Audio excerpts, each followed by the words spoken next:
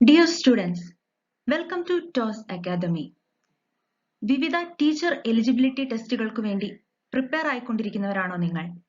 എങ്കിൽ നിങ്ങളെ സഹായിക്കാൻ ടോസ് അക്കാദമി ഒരുങ്ങിയിരിക്കുന്നു. പ്രധാനമായും കേറ്റഡ് സെറ്റ് എക്സാമുകൾക്ക് എല്ലാ വിഷയങ്ങളിലും നെറ്റ് എക്കണോമിക്സിനുമാണ് അക്കാദമിയിൽ ക്ലാസ്സസ് അവൈലബിൾ ആയിട്ടുള്ളത്. ഇന്നത്തെ വീഡിയോയിൽ നമ്മൾ ഡിസ്കസ് ചെയ്യാനായിട്ട് പോകുന്നത് കേറ്റഡ് കാറ്റഗറി 3 നാച്ചുറൽ സയൻസിലെ വളരെ പ്രധാനപ്പെട്ട ഒരു ടോപ്പിക്കാണ്. ക്ലാസ്സിലേക്ക് കടക്കുന്നതിന് മുമ്പായി ടോസ് അക്കാദമിയിലെ പരിശീലന രീതി നിങ്ങളെ പരിചയപ്പെടുത്തുന്നു. അഡ്മിഷന് മുമ്പ് 1 week free demo classes available ആണ്. ക്ലാസ്സുകൾ ഇഷ്ടപ്പെട്ടുവെങ്കിൽ മാത്രം അഡ്മിഷൻ പേയ്മെന്റോടുകൂടി എടുക്കാവുന്നതാണ്. ഇൻസ്റ്റാൾമെന്റ് ആയിട്ടാണ് പേയ്മെന്റ് അറേഞ്ച് ചെയ്തിരിക്കുന്നത്. മൺഡേ ടു ഫ്രൈഡേ ആണ് ക്ലാസ്സസ്. റെക്കോർഡഡ് വീഡിയോ ക്ലാസ്സസ് ആണ് നമ്മൾ തരുന്നത്. അതുപോലെ തന്നെ ഓരോ വീഡിയോയുടെ അവസാനവും പ്രീവിയസ് ഇയർ ക്വസ്റ്റ്യൻസ് ഡിസ്കഷനും ഡൗട്ട് ക്ലാരിഫിക്കേഷനും അവൈലബിൾ ആണ്. നോട്ട്സ് PDF ആയിട്ടാണ് തരുന്നത്. ഏറ്റവും പ്രധാനമായി നമ്മൾ ഫോക്കസ് ചെയ്യുന്നത് ടെസ്റ്റ് സീരീസുകളിലാണ്. എല്ലാ മൺഡേ മോക്ക് ടെസ്റ്റുകളും മന്ത്ലി ടെസ്റ്റ് സീരീസുകളും അറേഞ്ച് ചെയ്തിരിക്കുന്നു. ഇതെല്ലാം നിങ്ങൾക്ക് ലഭ്യമാവുന്നത് ടോസ് ആൻഡ്രോയിഡ് ആപ്ലിക്കേഷനിലൂടെയാണ്. ക്ലാസ്സുകളെ കുറിച്ച് ഡീറ്റെയിൽഡ് ആയിട്ട് അറിയാൻ ആഗ്രഹിക്കുന്നവർ വാട്സ്ആപ്പ് നമ്പറിൽ കോൺടാക്ട് ചെയ്യുക.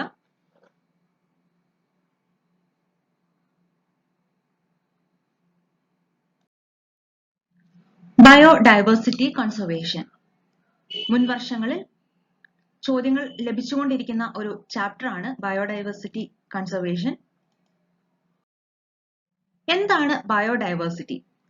Biodiversity can be described as a sum total of genes, species and ecosystem of a region. അതിനെയാണ് biodiversity എന്ന് പറയുന്നത്. Biodiversity refers to the variability of life on earth. Biodiversity conservation means protection and management of biodiversity to obtain resources for sustainable development. പ്രധാനമായും രണ്ട് രീതിയിലാണ് biodiversity conservation നടത്തുന്നത്. First one in situ conservation and second one ex situ conservation. ഒരു ഓർഗാനിസത്തെ അതിന്റെ natural ഹാബിറ്റാറ്റിൽ തന്നെ protect ചെയ്യുന്നതിനെയാണ് ഇൻ സിറ്റു കൺസർവേഷൻ എന്ന് പറയുന്നത്. In this method the natural ecosystem is maintained and protected. Ex situ കൺസർവേഷനിൽ ഇതിൽ നേരെ ഓപ്പോസിറ്റ് ആണ്. ഇവിടെ കൺസർവേഷൻ നടത്തുന്നത് അതിന്റെ നാച്ചുറൽ ഹാബിറ്റാറ്റിന് പുറത്ത് ആ ഒരു ഓർഗാനിസത്തെ ആ ഒരു പ്ലാന്റിനെ കൊണ്ടുവന്നാണ് നമ്മൾ അതിനെ കൺസർവ് ചെയ്യുന്നത്. In this approach threatened animals and plants are taken out from their natural habitat and placed in a special setting where they can be protected and given special care. ഇതിനെയാണ് ex situ conservation എന്ന് പറയുന്നത്. ഈ ഒരു വീഡിയോയിൽ നമ്മൾ കാണുന്നത് detailed ആയിട്ട് കാണുന്നത് ഇൻ സിറ്റു കൺസർവേഷനെ കുറിച്ചും അതിന്റെ ഡിഫറെന്റ് മെത്തേഡ്സിനെ കുറിച്ചുമാണ്. നാഷണൽ പാർക്കുകൾ, sanctuaries, biosphere reserves, natural monuments, hotspots, Sacred grooves അഥവാ കാവുകൾ, കൾച്ചറൽ ലാൻഡ്സ്കേപ്സ് ഇവയൊക്കെ ഇൻ സിറ്റു കൺസർവേഷന് എക്സാമ്പിൾസ് ആണ്. ഈ ഒരു റീജിയൻസ് പ്രൊട്ടക്ട് ചെയ്യുന്നതിലൂടെ അവിടെയുള്ള organisms both plants and animals protected ആവുകയാണ്. ആ ഒരു എക്കോസിസ്റ്റം പ്രൊട്ടക്ട് ചെയ്യുന്നതിലൂടെ അവിടുത്തെ ആനിമൽസ് ആൻഡ് പ്ലാന്റ്സ് പ്രൊട്ടക്റ്റഡ് ആവുകയാണ്. അതിനെയാണ് ഇൻ സിറ്റു കൺസർവേഷൻ എന്ന് പറയുന്നത്. അടുത്തത് ഇമ്പോർട്ടന്റ് ആയിട്ടുള്ള പോയിന്റ്സുകളാണ്. India has 14 biosphere reserves, 90 national parks, 448 wild life sanctuaries. ഈ തന്നിരിക്കുന്ന ഇൻഫർമേഷൻ NCERT ടെക്സ്റ്റ് ബുക്കിൽ നിന്നുള്ള ഇൻഫർമേഷൻ ആണ്. As per national wild life database 2019, India has a network of 981 protected areas including 104 national parks. അത് നോട്ട് ചെയ്ത് വെക്കുക. നമ്മുടെ ക്വസ്റ്റ്യൻ പേപ്പറുകളിൽ കാണുന്ന ഒരു ക്വസ്റ്റ്യൻ ആണ് ഇന്ത്യയിൽ എത്ര നാഷണൽ പാർക്കുകൾ ഉണ്ട്. അപ്പോൾ 90 തന്നിട്ടുണ്ടെങ്കിൽ അതായിരിക്കും ആൻസർ. അതേസമയം 104 തന്നിട്ടുണ്ടെങ്കിൽ ഇത് തന്നെയാണ് ആൻസർ. 104 നാഷണൽ പാർക്കുകളാണ് ഇന്ത്യയിലുള്ളത്. അതുപോലെ തന്നെ 556 wild life sanctuaries, 97 conservation reserves and 214 community reserves. ഇവയാണ് നാഷണൽ വൈൽഡ് ലൈഫ് ഡേറ്റാബേസ് 2019 പ്രകാരമുള്ള കണക്കുകൾ. നമ്പറുകൾ ഓർത്ത് വെക്കുക. ക്വസ്റ്റ്യൻ പേപ്പറിൽ എങ്ങനെയാണ് എന്നതിന് ശേഷം മാത്രം ആൻസർ ചെയ്യുക. ഫസ്റ്റ്ലി നമ്മൾ കാണുന്നത് നാഷണൽ പാർക്കുകളെ കുറിച്ചാണ്. ഗവൺമെന്റ് അധീനതയിലുള്ള റിസർവ്ഡ് ഏരിയാസ് ആണ് അവ ഗവൺമെന്റ് അധീനതയിലാണ്. അവിടെ ഹ്യൂമൻ ആക്ടിവിറ്റീസ് എല്ലാം പ്രൊഹിബിറ്റഡ് ആണ്. നമ്മൾ നോട്ട് ചെയ്യേണ്ട ഒരു പോയിന്റ് ആണ് first national park in India. അത് ഉത്തരാഖണ്ഡിലാണ് സ്ഥിതി ചെയ്യുന്നത്. For the protection of endangered Bengal tiger. അതിന്റെ പേരാണ് Jim Corbett national park, previously known as Hailey national park. ഈ ഒരു പോയിന്റ് നോട്ട് ചെയ്ത് വെക്കുക. അടുത്തത് നമ്മുടെ കേരളത്തിലെ നാഷണൽ പാർക്കുകളെ കുറിച്ചാണ്. Anamudi Shola national park, Eravikulam national park, Mathikettan Shola national park, Pampadum Shola national park, Periyar national park and Silent Valley national park. ഇവ ഓർത്തിരിക്കുക, കേരളത്തിലുള്ള നാഷണൽ പാർക്കുകളാണ്.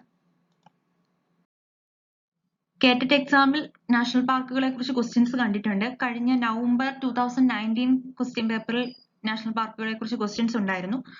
104 നാഷണൽ പാർക്കുകളും പഠിച്ചു വെക്കുക, മനപ്പാഠമാക്കുക എന്നതൊക്കെ ഭയങ്കര ബുദ്ധിമുട്ടുള്ള കാര്യമാണ്. എങ്കിലും ചിലതൊക്കെ കണ്ടുപോയിട്ടുണ്ടെങ്കിൽ അത് നമ്മളെ എക്സാമിലേക്ക് സഹായിക്കും. പ്രധാനപ്പെട്ട ചിലത് ഇവിടെ ചേർക്കുകയാണ്. സുന്ദർബൻ നാഷണൽ പാർക്ക് വെസ്റ്റ് ബംഗാളിലാണ്. റോയൽ ബംഗാൾ ടൈഗേഴ്സിന്റെ പ്രൊട്ടക്ഷന് വേണ്ടിയിട്ട്. സ്ഥലം ഓർക്കുക, West Bengal, Sundarban national park. അതുപോലെ അടുത്തതാണ് കൻഹ നാഷണൽ പാർക്ക്. മധ്യപ്രദേശിലാണ് കൻഹ നാഷണൽ പാർക്ക് സ്ഥിതി ചെയ്യുന്നത്. അതുപോലെ തന്നെ ഏറ്റവും കൂടുതൽ highest number of national parks in India, December 2019 കണക്ക് വെച്ച് ഏറ്റവും കൂടുതൽ നാഷണൽ പാർക്കുകളുള്ള സംസ്ഥാനമാണ് മധ്യപ്രദേശ്. ഇന്ത്യയിലെ ഏറ്റവും വലിയ നാഷണൽ പാർക്കാണ് ഹെമീസ് നാഷണൽ പാർക്ക്. ഇത് ലൊക്കേറ്റ് ചെയ്തിരിക്കുന്നത് ജമ്മു ആൻഡ് കാശ്മീരിലെ ലഡാക്ക് ഏരിയയിലാണ് ഹെമീസ് നാഷണൽ പാർക്ക്. അതുപോലെ തന്നെ ഏറ്റവും ചെറിയ national park Andaman Nicobar ഐലൻഡ്സിലുള്ള national പാർക്കാണ്. Mahatma Gandhi marine national park, Vandoor, Andaman islands. അവിടെയാണ് marine life including corals and nesting see turtles, ഇതിന്റെ പ്രൊട്ടക്ഷന് വേണ്ടിയിട്ടാണ് മഹാത്മാഗാന്ധി മറൈൻ നാഷണൽ പാർക്ക് സ്ഥിതി ചെയ്യുന്നത്. എല്ലാം ഇൻക്ലൂഡ് ആക്കാൻ വേണ്ടി പറ്റിയിട്ടില്ല. എങ്കിലും ഏറ്റവും ഇമ്പോർട്ടന്റ് എന്ന് തോന്നിയത് ഇൻക്ലൂഡ് ചെയ്തു. ബാക്കി നോട്ട്സിൽ അവൈലബിൾ ആണ്. ഇൻസിറ്റു കൺസർവേഷനിൽ അടുത്ത ടൈപ്പ് ആണ് biosphere reserves. Biosphere reserves R multi purpose protected areas where wildlife, traditional lifestyles of inhabitants and domesticated plants and animals are protected. Tourist and research activities are permitted here. Difference നോക്കുക.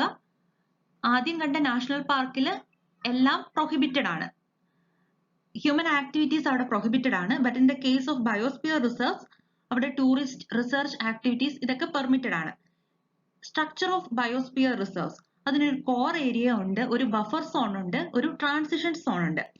Core area എന്ന് പറയുമ്പോൾ most protected area ആണ് biosphere റിസർവിലെ. അവിടെ endemic species and animals ആണ് കാണുന്നത്. Buffer zone എന്ന് പറയുമ്പോൾ ആ ഒരു കോർ സോണിനെ പ്രൊട്ടക്ട് ചെയ്തുള്ള അതിന് ചുറ്റുമുള്ളതാണ് അവിടുത്തെ ബഫർ സോൺ. അവിടെ റിസർച്ച് ആക്ടിവിറ്റീസ് അങ്ങനത്തെ കാര്യങ്ങളൊക്കെ അവിടെ നടക്കും. എഡ്യൂക്കേഷണൽ ആക്ടിവിറ്റീസ് ഒക്കെ അലൗഡ് ആണ് ആ ഒരു ബഫർ സോണിൽ. ആൻഡ് ഏറ്റവും ഔട്ടർ മോസ്റ്റ് ലെയർ ആണ് ട്രാൻസിഷൻ സോൺ.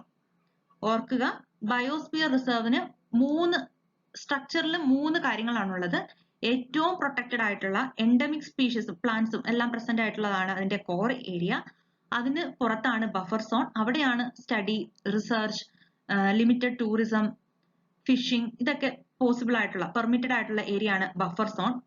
ബയോസ്ഫിയറിലെ ബഫർ സോൺ. ഏറ്റവും ഔട്ടർ മോസ്റ്റ് പാർട്ടാണ് ട്രാൻസിഷൻ സോൺ. ഈ ഒരു 3 ടേംസ് ഓർത്തിരിക്കുക. ഇന്ത്യയിലെ 18 ബയോസ്ഫിയർ റിസർവുകളാണുള്ളത്. അതിൽ 2 കേരളത്തിലാണ്. അഗസ്ത്യമല ആൻഡ് നീൽഗിരി, ഈ 2 ബയോസ്ഫിയർ കേരളത്തിലാണുള്ളത്. അതുപോലെ തന്നെ ഇതിൽ പ്രധാനപ്പെട്ടതാണ് നന്ദാദേവി, ഉത്തരാഖണ്ഡ്. ഈ ഒരു ബയോസ്ഫിയർ ക്വസ്റ്റ്യൻ പേപ്പറിലൊക്കെ കണ്ടിട്ടുണ്ട്. അതുപോലെ സ്മോളസ്റ്റ് ബയോസ്ഫിയർ റിസർവ് ആണ് ടാന, മധ്യപ്രദേശ്. സുന്ദർബൻ, വെസ്റ്റ് ബംഗാൾ. ഇതൊക്കെ ഓർത്തിരിക്കുക. എല്ലാത്തിലൂടെയും ഒരു തവണയെങ്കിലും വായിച്ചു നോക്കി പോവുകയാണെങ്കിൽ നമുക്ക് എക്സാമിന് ബയോസ്ഫിയറിൽ നിന്ന് വരുന്ന ക്വസ്റ്റ്യൻസ് ഒക്കെ അറ്റൻഡ് ചെയ്യാനായിട്ട് സാധിക്കും. ഇൻസിറ്റു കൺസർവേഷനിൽ അടുത്ത പ്രധാനപ്പെട്ടതാണ് ഹോട്ട്സ്പോട്ടുകൾ. ഹോട്ട്സ്പോട്ടുകൾ എന്ന് പറയുമ്പോൾ വളരെ പ്രാധാന്യത്തോടെ നമ്മൾ കൺസർവ് ചെയ്യുന്ന ഏരിയാസ് ആണ്. അതിന് കാരണം രണ്ടാണ്. അവിടെ സ്പീഷ്യസ് റിച്ച്നെസ് കൂടുതലാണ്, അതുപോലെ തന്നെ അവിടുത്തെ സ്പീഷ്യസ് എല്ലാം എൻഡമിക് ആണ്. എൻഡമിക് എന്ന് പറഞ്ഞിട്ടുണ്ടെങ്കിൽ എന്താണ്? Species that are confined to that region only. അവിടുത്തെ സ്പീഷ്യസ് പ്ലാന്റ്സ് ഓർ ആനിമൽസ് അത് ആ ഒരു ഏരിയയിൽ മാത്രമേ കാണത്തുള്ളൂ. അതുകൊണ്ട് നമ്മൾ കൂടുതൽ പ്രൊട്ടക്ഷൻ കൊടുത്ത് അവയെ ഹോട്ട്സ്പോട്ട് ആക്കി വെച്ചാണ് അവയെ പ്രൊട്ടക്ട് ചെയ്യുന്നത്. Western Ghats, Sri Lanka, Indo Burma and Himalaya covers our countries especially high biodiversity regions. ഈ 4 എണ്ണം കൂടെ ഓർത്തിരിക്കുക.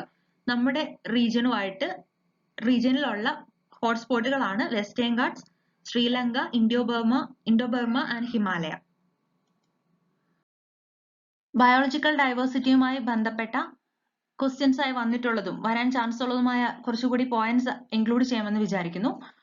Biological Diversity Act 2002 was passed by the Parliament of India to protect biodiversity and facilitate the sustainable management of biological resources with local communities. Act ഏതാന്ന് ഓർക്കുക, Biological Diversity Act.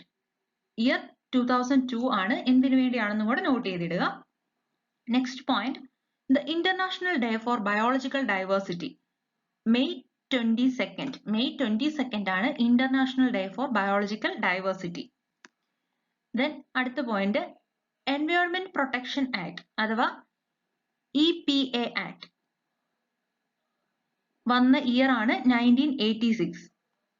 ഓർക്കുക, Environmental Protection Act 1986. Next one, Norway is now the first country in the world to ban deforestation. Deforestation ban ചെയ്ത first country ആണ് Norway. Deforestation ban ചെയ്ത first country Norway. അടുത്തൊരു point ആണ് Wildlife Protection Act 1972. Wildlife Protection Act 1972. നമ്മൾ biological ബയോഡൈവേഴ്സിറ്റിനെ കുറിച്ച് പഠിക്കുമ്പോൾ just topic മാത്രം cover ചെയ്ത് പോവാതെ കുറച്ചും കൂടെ ഒരു ഔട്ടർ സർക്കിളിൽ പഠിച്ചാൽ മാത്രമേ ഈ ഒരു പോർഷനിൽ നിന്ന് വരുന്ന ക്വസ്റ്റ്യൻസിന് നമുക്ക് അറ്റൻഡ് ചെയ്യാനായിട്ട് സാധിക്കുകയുള്ളൂ. ഇന്നത്തെ ക്ലാസ്സിൽ നമ്മൾ ഡിസ്കസ് ചെയ്തത് ഇൻസിറ്റു കൺസർവേഷനെ കുറിച്ചായിരുന്നു. ഈ ഒരു ഏരിയയിൽ നിന്ന് പ്രീവിയസ് ഇയറിൽ കിട്ടിയ ക്വസ്റ്റ്യൻസ് ആണിവ. The first country that implemented a ban on deforestation. Deforestationൽ ബാൻ ഏർപ്പെടുത്തിയ ഫസ്റ്റ് കൺട്രി നമ്മൾ ഡിസ്കസ് ചെയ്തതിൽ വന്നിട്ടുണ്ട്. നോർവേ ആണ് ഇവിടുത്തെ കറക്റ്റ് ആയിട്ടുള്ള ആൻസർ.